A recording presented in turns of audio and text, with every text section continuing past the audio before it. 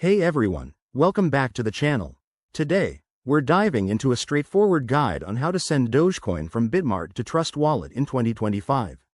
Whether you're a crypto newbie or just looking to manage your assets better, this step-by-step tutorial will have you transferring your Dogecoin safely and efficiently.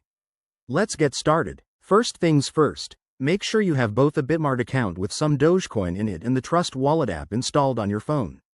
If you haven't already, open Trust Wallet and add Dogecoin to your wallet. It's as easy as searching for it in the app and confirming the addition. This ensures your wallet is ready to receive the coins. Next, in Trust Wallet, navigate to your Dogecoin wallet. Tap on the Receive button to generate and copy your unique Dogecoin address.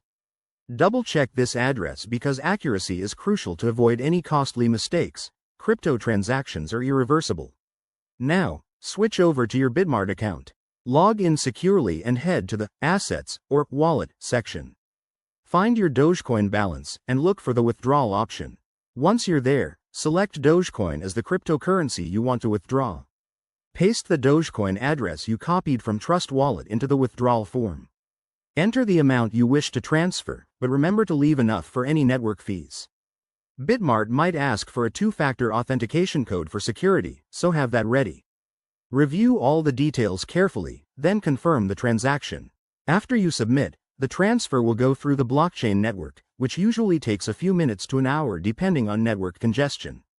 Once it's done, check your Trust Wallet to confirm the Dogecoin has arrived. A quick tip: always be aware of the current network fees and double-check everything to prevent errors. That's it for this guide.